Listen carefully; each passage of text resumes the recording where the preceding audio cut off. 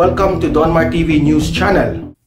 Okay, magandang gabi sa inyong lahat. It's 9 o'clock in the evening here in the Philippines at may dalawa po tayong matinding pag-uusapan ngayon, no? Dalawa ang ating balita ngayon. Una nating pag-uusapan ay itong si Congressman Arnie Teves, sinampahan ng patong-patong na murder. Okay? Yan ang matinding balita ngayon, breaking news ito, no? Ang tanong, may kaugnayan ba ito sa pagkamatay ni Governor Ruel Digamo of Negros Oriental? Yan ang tanong. Yan ang una nating pag-uusapan. Pangalawa nating pag-uusapan ay itong si Presidente Bongbong Marcos, todo ang suporta sa modernization ng Philippine Air Force o ang Armed Forces of the Philippines. Yan.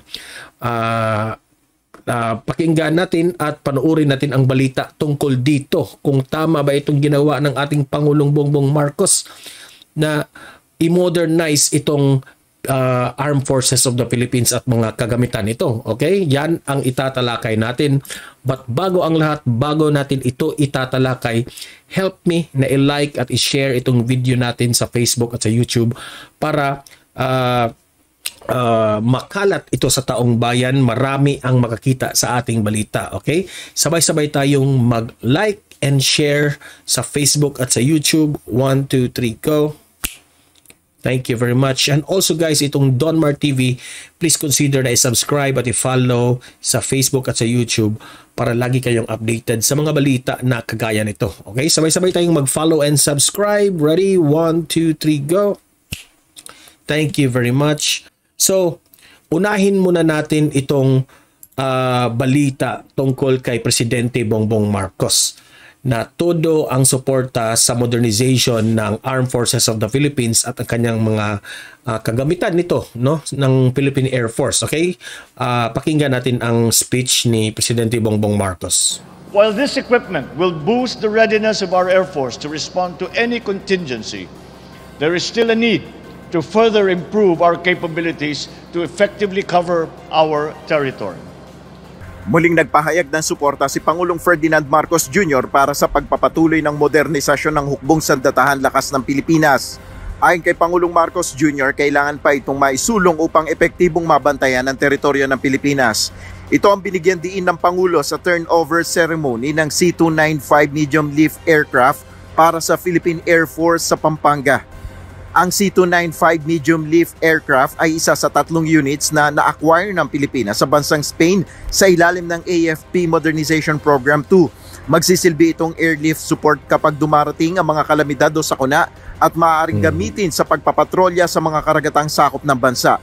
Ayon sa Pangulo, ang dagdag na asset na ito ng Air Force ay malaking tulong kapag gumaharap binuhusan ng champagne ng eroplano sa malaking hamon ng bansa. The country is also challenged by various climate-related hazards, which can potentially paralyze government and business operations. In these moments, the AFP is called on to do more. Through the additional C-295 aircraft, the AFP will be able to provide more responsive support to government agencies, especially in emergency situations, and on humanitarian assistance and disaster response operations. Kaugnay nito, kinilala ng Pangulo ang trabaho ng PAF sa implementasyon ng Republic Act No. 10349 o ng Revised AFP Modernization Program. Nel Maribuhok, UNTV News and Rescue. Okay, ayan. No? So, magre-react tayo dito. No? Ang tanong dito importante ba itong ginagawa ng ating Pangulong Bongbong Marcos? Yan ang tanong sa mga kababayan natin. No? Na kasi this cost a lot of money, itong modernization of the Armed Forces of the Philippines sa mga kasangkapan ng Philippine Air Force. So, importante ba ito? Yan ang tanong, di ba? So, para sa akin, this is very important at dapat tayong magpapasalamat ito sa ating presidente.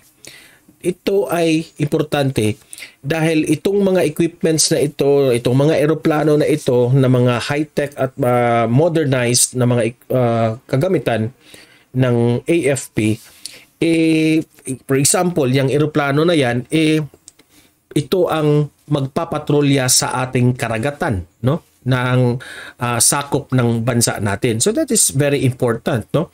At magagamit rin ito sa mga disaster at mga calamities, magagamit rin ito, no? For example, yung nangyari sa Tacloban noon, ito ay magagamit, no? Mapabilis yung mga kasangkapan na dapat ibigay during the disaster. So ito ay mabilis at modernized na malaki ang tulong dito, no, ng ating panglahatan ng mga disasters. At the same time, this is also to protect our territory, no, sa bansa natin. Okay? So ano ang masasabi niyo tungkol dito? Tama ba itong ginagawa ng ating Presidente Bongbong Marcos? Sang-ayon ba kayo na i-modernize itong Armed Forces of the Philippines? Is it the right time? Pag-comment kayo, mag-react kayo at babasahin natin yung mga suggestion nyo. Okay? Libre na lang mag-comment, guys. Okay? So, pangalawa nating pag-uusapan, ito na, no? Itong sinampahan nga ng patong-patong na murder case itong si Congressman Arnie Teves. Hot na hot kasi itong issue na ito, no? Ang tanong sa karamihan, ito ba ay kaugnayan sa nangyari kay Governor Ruel Digamo of Negros Oriental, no? Pasintabi na nakikiramay tayo sa pamilyang ng governor natin, no? So, condolence sa inyong lahat. At issue kasi ito ngayon dahil some of the people in Negros Oriental at sinasabi nila na ito yung si Congressman Arnie Teves ay yung kalaban sa politika dyan sa Negros. So ngayon, may balita na sinampahan ng patong-patong na murder case. Marami sa ating kababayan nagtatanong, ito ba ay kaugnayan sa pagkamatay ng ating government official na si Governor Ruel Digamo of Negros Oriental. So, pakinggan natin ang balita na ito. Okay? Let's play the video. Dante, ano ang dahilan bakit sinampahan ng patong-patong na reklamong murder si Congressman Teves? Meron ba itong kaugnayan sa pagpaslang kay Governor Ruel Digamo? Jun, batay sa pahayag ng abogado ng mga complainant na si Attorney Livito Baligod, wala itong kinalaman, Jun, dito sa pagkamatay nga ng gobernador ng Negros Oriental. Okay, so klaruhin natin. Itong mga sinampa na kaso na patong-patong na murder case, ito ay hindi kaugnayan sa nangyari kay Governor Ruel Digamo. Okay, hindi ito kaugnay. So, alamin natin kung sino ang nagsampa ng patong-patong na murder na itong sinampahan niya itong si Kong Teves. Si Ruel Digamo, itong bagong inihain ngayon na reklamo o reklamong inihain kay Congressman Teves ng Negros Oriental. Multiple o patong-patong na kasong murder ang inihain laban kay Negros Oriental 3rd District Representative Arnolfo Arnie Teves dito sa Department of Justice o DOJ ngayong hapon. Bukod kay Teves, mayroon pang 5 na sinampahan ng kaparehong reklamo. So, i-clarify natin, hindi lang si Congressman Teves ang sinampahan.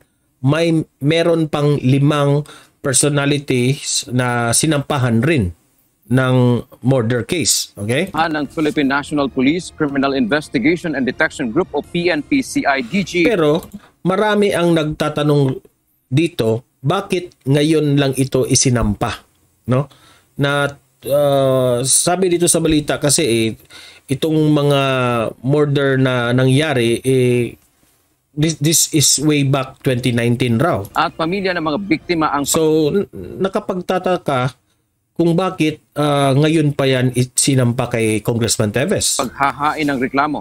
Ayon sa abogado ng complainants na si Attorney Livito Baligod, nangyari ang mga insidente ng pagpatay noong 2019 kasama sa biktima ang board member na si Miguel Dungog na napaslang noong March 2019. 2019 ito mga nangyari, no? Pero bakit ngayon pa yan isinampa? 4 pa lang ang na-file namin, but I think there will be more because in my record, based on the complainants, there were 12 murders committed between the period Grabe, 12 murders yan, no? 2018 and 2019 involving one group of hired assassins. Ang ibang krimen ay nangyari umano noong May at June 2019 din. Dagdag pa ni Attorney Baligod, mga kasama sa assassination group ang magsisilbing mga testigo sa inihain nilang mga reklamo. Ang witnesses po ay yung mga tao na kasama sa pagpatay, no? Ito yung mga assassination team, no? At nag-execute ng affidavit ang mga ito. Inutusan sila mismo, no? They were summoned by allegedly they were summoned by Congressman Teves, gave them the instructions to assassinate these victims, at marami pa silang detalye na sinabi. Ang gulong politika ang nakikita ng mga complainant kaya nangyari ang krimen. Paliwanag pa ni Baligod, matagal na nilang binubuo ang reklamo, ngunit ngayon lang nila naisampa dito sa Department of Justice. Samantala, John, kinukunan din natin ng pahayag si Congressman Teves. Oo nga eh. Dapat, to be fair to Congressman Teves, dapat questionin at i-interviewin rin itong si Congressman Teves, no? Para fair naman na makapag-defend siya sa kanyang sarili tungkol dito. Okay? So let's be fair sa ating pagbabalita, no? Arnulfo Teves, hinggil dito sa... Kasi hindi tayo pwede magbibintang ng tao ngayon kasi this is under investigation pa. This is under a case pa, no? Inosente ang isang tao hanggang proven guilty yan sa korte, di ba? So ito ay malaking usapin ito, no? Marami pa itong gagawin, no? Kung ano ba talaga o kasi maraming anggulo ito eh. Pwedeng sinisiraan lang si Congressman Teves dito eh. Dahil nga sa nangyari ngayon kay Governor Ruel Digamo, no? Sinakyan lang yung issue ba. So hindi tayo maka-speculate kung walang ebidensya, no? Yan lang naman ang tinatanong ng batas eh. Bagong ang issue na ibinabato sa kanya o mga reklamong isinampa dito sa Department of Justice. Subalit sa ngayon ay wala pa tayong natatanggap na sagot mula sa kongresista. Yan ang ating balita mula dito sa... Okay, so far naman, no, tungkol sa balita kay Governor Ruel Digamo, wala pa namang balita na sa pagkamatay dito sa governor, wala pang balita na nag-link ito patungo kay Congressman Teves. So, para sa akin, it will be unfair sa part ni Congressman Teves sa mga nagsasabi na may kaugnayan si Congressman Teves sa nangyari kay Governor Digamo, no? So, let's wait and see kung ano ang mangyayari nito, no? So, sa ngayon, haka-haka lang 'yan. Magiging marites lang 'yan lahat, no? So, hayaan natin ang kapulisan, ang mga NBI, PNP na mag-investigate dito sa case na ito, no? At hintay tayo kung ano, no? So far ito pa lang ang update tungkol dito sa kay Congressman Teves, no? So para sa akin, nakikiramay tayo sa mga nadamay, casualties dito sa nangyari kay Governor Ruel Digamo. At sana naman ay mabigyang hustisya ang governor na ito kasi kawawa ang Negros Oriental. At sa kay side naman kay Congressman Teves, unfair yan kay Congressman Teves, no? Kasi maraming pwedeng anggulo na mangyari sa ganitong bagay, no? Let's wait and see, no? Tingnan natin kung ano ang mangyayari dito, no? So guys, help me na i-like at i-share tong video natin para kakalat ito yung mga updates natin sa Facebook at sa YouTube, okay? Para meron kayong update sa mga hot issue ngayon sa Pilipinas, okay? I-like and share sa Facebook natin at YouTube. And also guys, please consider na i-subscribe at i-follow itong Donmar TV para lagi kayong updated sa mga trending na balita sa Pilipinas. Okay? So, mag-subscribe and follow na kayo. Madali lang yan. So guys, hanggang dito lang itong video natin. At have a great night. Magandang gabi sa inyong lahat. And God bless sa lahat. Mahalin natin ang Pilipinas.